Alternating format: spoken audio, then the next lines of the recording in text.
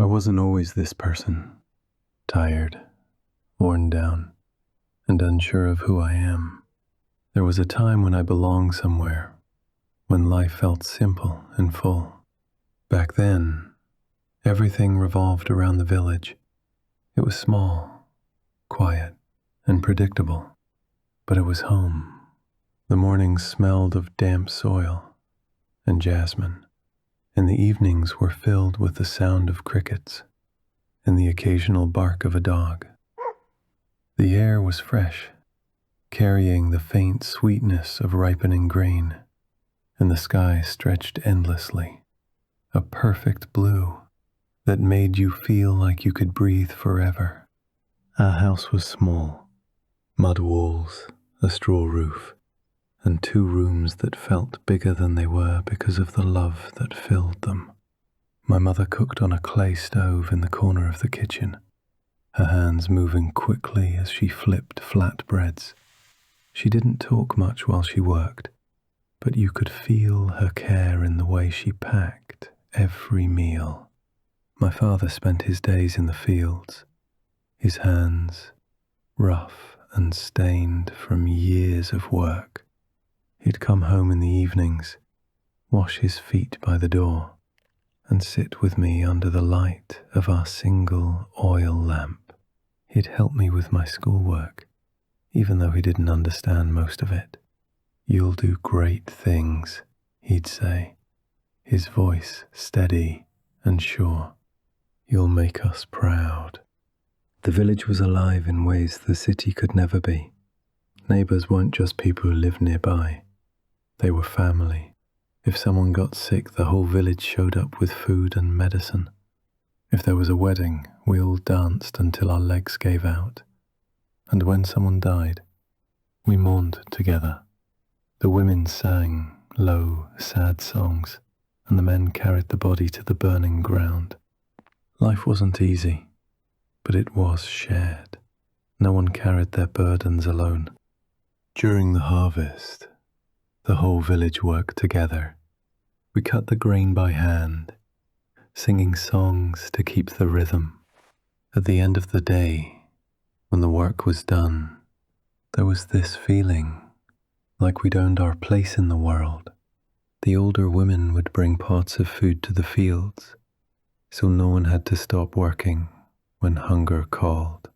We'd eat together, sitting on the ground, laughing and talking as the sun dipped below the hills. The air had a mix of dirt and sweat, but it felt nice, like we belonged to something greater. There was a river that ran past the village, clear and cool, fed by mountain springs. In the summer, the children would swim there after school, their laughter echoing across the water.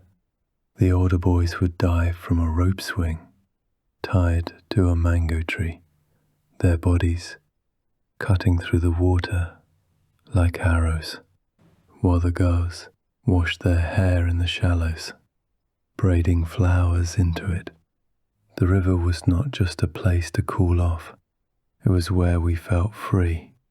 It was where we belonged. In the evenings, the older men would gather under the big tree in the center of the village. They had to tell stories about warriors, farmers, and gods, their voices mixing with the sound of the wind in the branches. I had to sit at my father's feet, listening, imagining myself as one of the heroes in their tales. Back then, it felt like anything was possible. Everyone in the village believed I was special.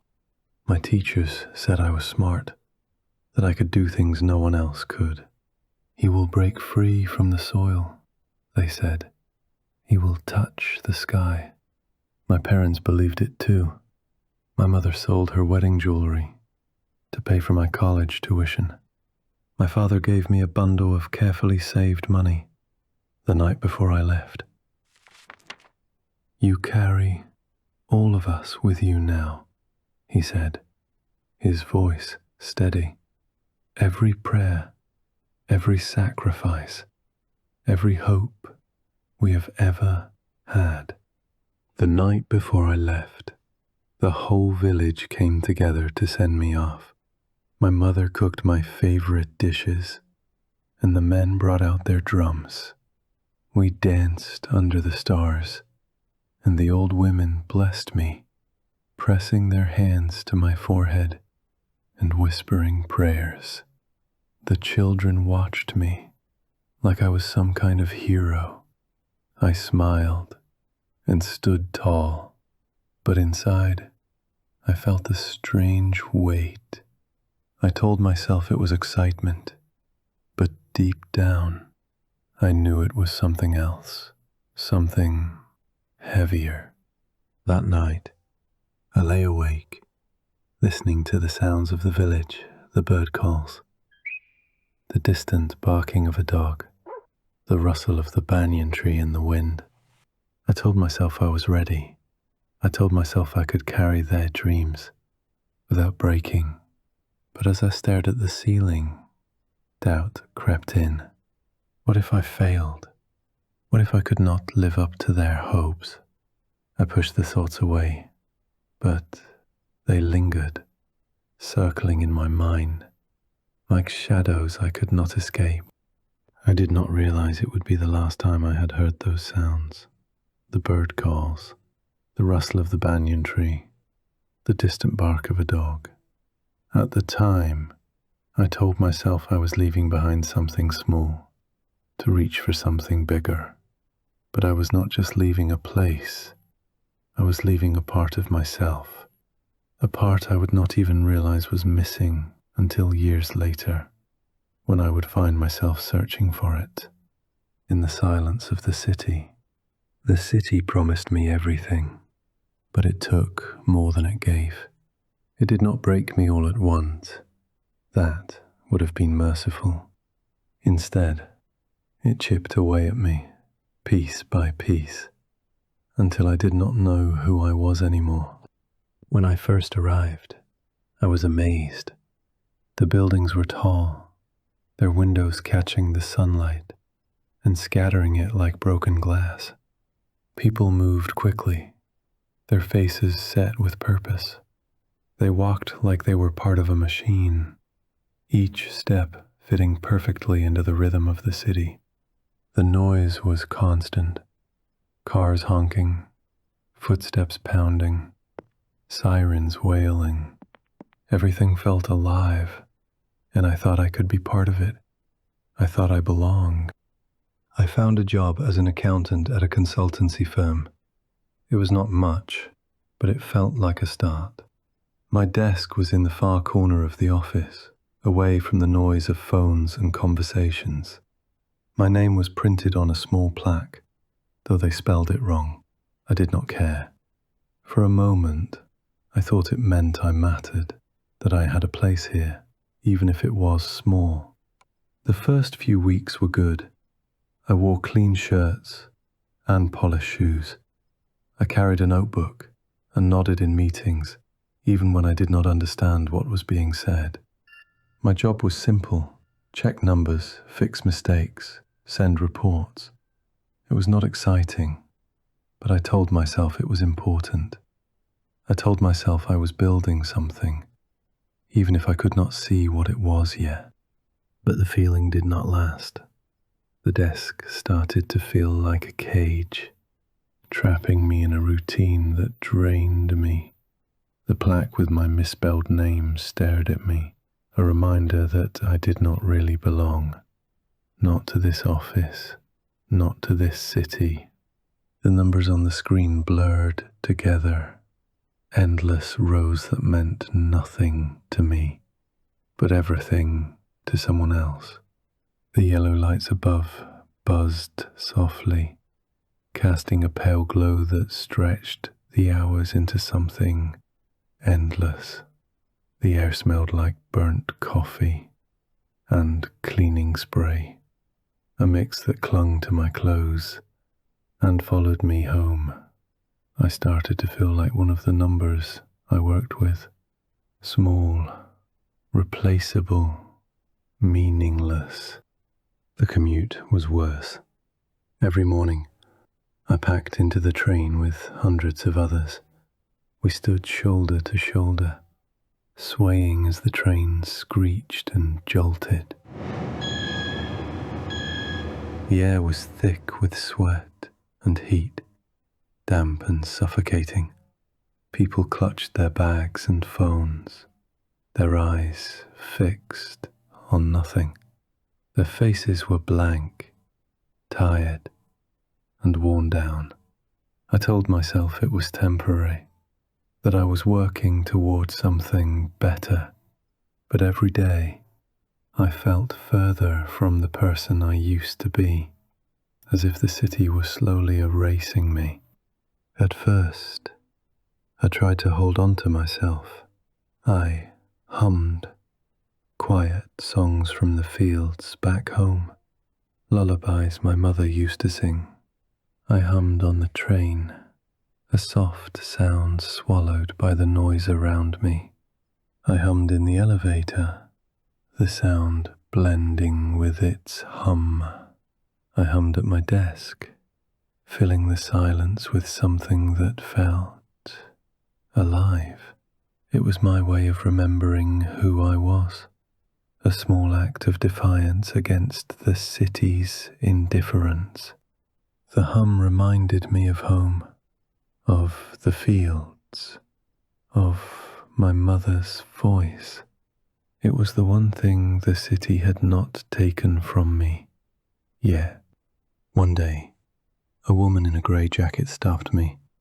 She smelled like coffee and looked stressed, like she had not slept. Her hair was pulled back so tightly, it looked painful. "Could you keep that noise to yourself?" she said, sharply. Noise. That was what my music had become, just noise, in a world that did not care about melody or joy, only productivity. Her words stayed with me, and for the first time, I wondered if I was losing the last piece of myself. Marcus Patterson was my manager, but manager did not feel like the right word. He was short, with darting eyes that always seemed to be searching for mistakes. One day, I made one, a small error in a report. My eyes were tired, and my mind had wandered, but small mistakes became big problems with Patterson. "Everyone, look here," he shouted, breaking the silence. 37 heads turned toward me. "This is why you cannot trust village people with important work," he said, sharp and cruel. I froze. My body felt heavy, like I was sinking into the floor. The laughter started small, then grew, echoing around me. "Look at this work. Look at these numbers.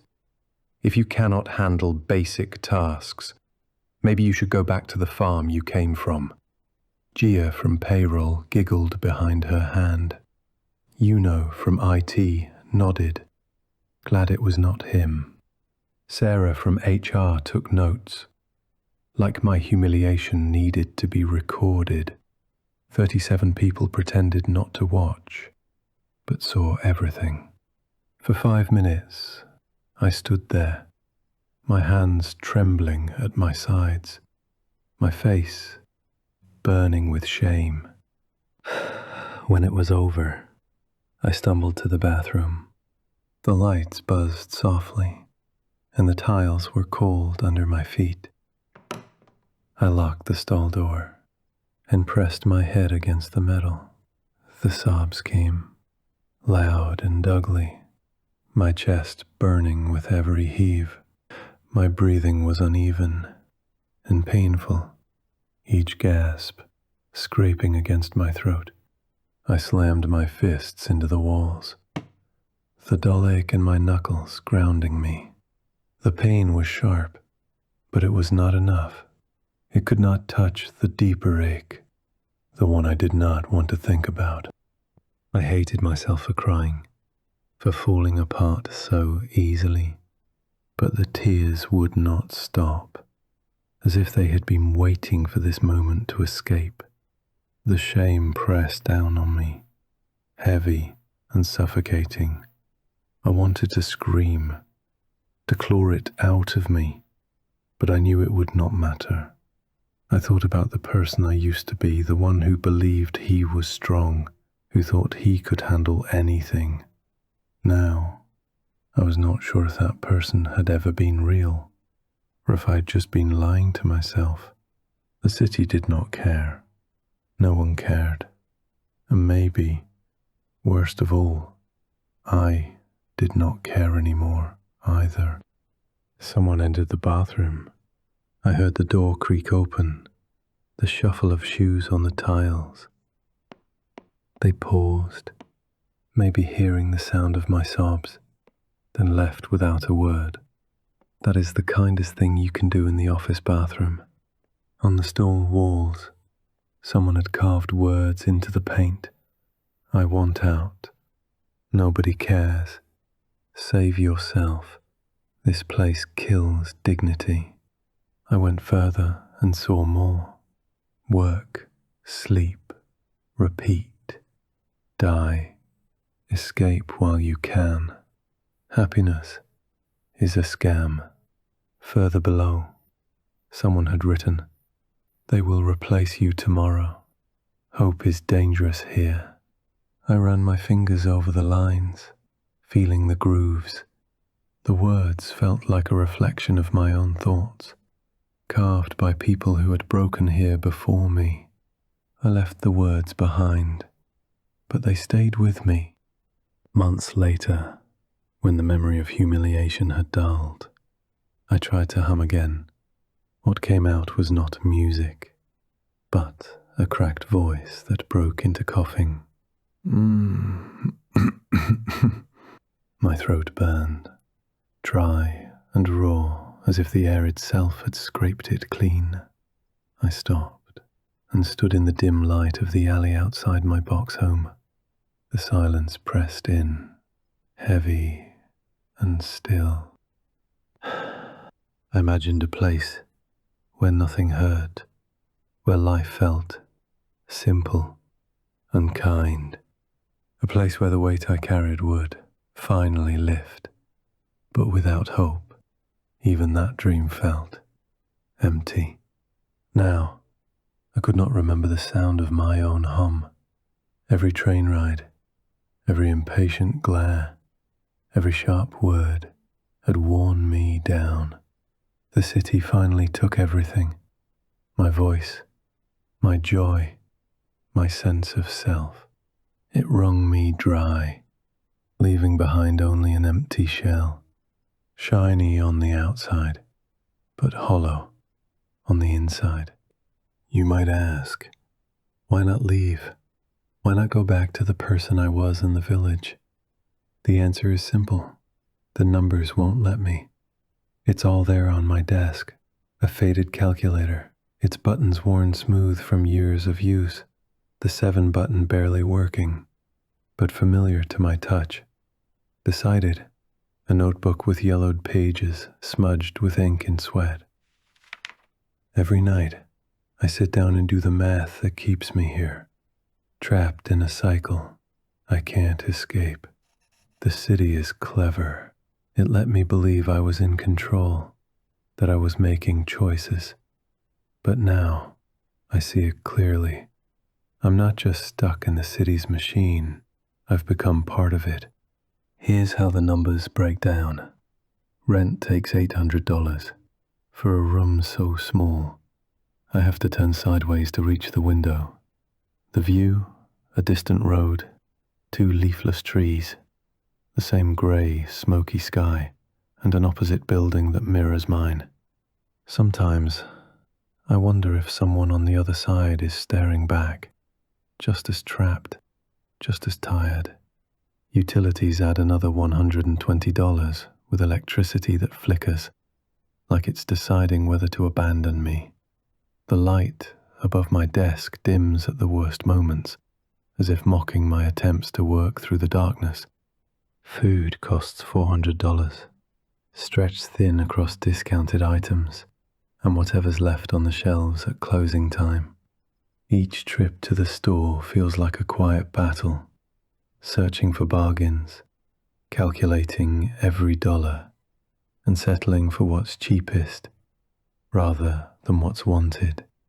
The cashiers don't even look at me anymore, as if acknowledging me would cost them something. I've become invisible to them.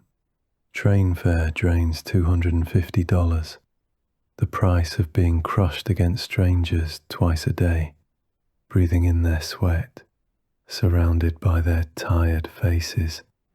Essentials like aspirin, soap, and toothpaste take another $85, just enough to keep me functioning, though far from whole.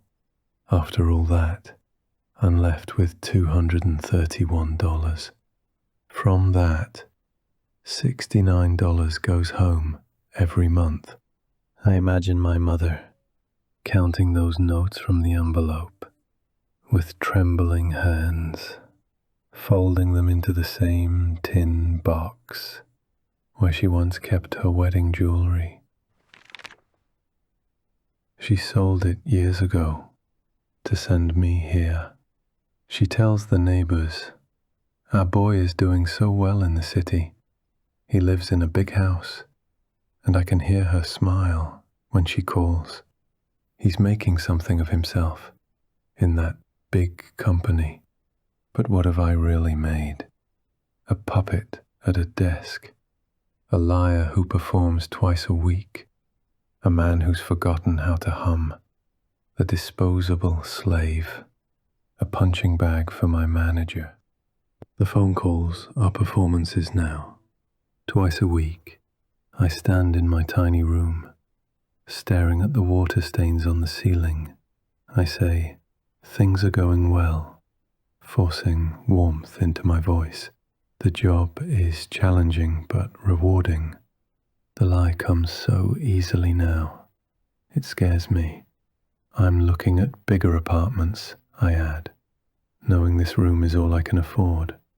Sometimes I even invent a romance, creating a woman out of thin air, while my neighbor's cough echoes through the walls. Last week, my mother hesitated. "You sound tired," she said, her voice edged with worry. "Are you eating enough? Are you happy?" My heart raced. For a moment, I thought she knew, that she could see through the lies. "I'm fine," I said too quickly, with an ugly laugh. "Just busy with work." The silence on the other end was heavy. When she finally spoke, her voice was soft, almost resigned. "I'm proud of you. You rest well. Take care of your health. Always remember, Mom is here for you." Her words felt like a weight, pressing down on my chest. They made me feel guilty for lying, for deceiving the one person who loves me unconditionally. I loathe myself for it. Last month, I tried to save $20. Just 20. Enough for a book or a meal. But when it was time to send money home, I couldn't keep it. I added the 20 to the 69 and sealed the envelope. I felt angry and guilty at the same time. What kind of son gets mad at his mother's love? The worst traps aren't made of bars and locks. They're made of love. Each bar shaped by what your parents dream for you. Each lock held shut by their faith in you. To escape, I'd have to break their hearts. And I can't. I won't. The stress shows in my body. My shoulders hunch. My hands shake. And every morning, I wake with nail marks in my palms. 2 months ago, my shoe broke, and it wrecked my budget. I spent a week staring at my bank account, hoping for a miracle. The money I sent home was 3 days late. 3 days of picturing my mother, waiting by the door for the mail. I wanted to quit this job, but then I remember Marcus Patterson, my manager, telling me, "You're lucky to have this job. Do you know how many people would kill for this opportunity?" His voice dripped with condescension. "Is this what luck looks like? A salary so low that all I can afford is a room that feels smaller every day. A job that takes pieces of my joy, my hum, and drains me 10 hours at a time. A life of bare minimums, endless humiliation, and an unmanageable workload." I wanted to return, but then I remind myself that the version of me in this city is the living proof that my village's prayers and sacrifices were not in vain. In school, I was the example. Be like him, they would say. Be worthy like him, and you'll earn a place in the city. To return would be to undo the sacrifices made for me. The inspiration, the motivation, it would all be proven wrong. I'd be labelled a failure. My mum and dad wouldn't be able to face others out of shame. So I keep lying. Sometimes, late at night, I return from the office to my room and laugh. "Welcome to the luxury suite," I whisper, to the cracked walls, to the empty room, the flickering light bulb, the single window that frames a view of the grey sky, the absurdity of it all, spending so much, to live so little, strikes me as almost funny, almost. The laughter dies quickly, swallowed by the silence. Survival has a cost, and I've paid it in full. I've sacrificed my joy, identity, and hope for the sake of financial stability. I've become a machine, turning hours into dollars, dollars into obligations, and obligations into a life that feels less like living and more like drowning, trapped in an unending cycle, bound by the weight of expectations, where survival is the only purpose, and escape feels pointless, just waiting for a miracle or a break. Besides, what else is there to do?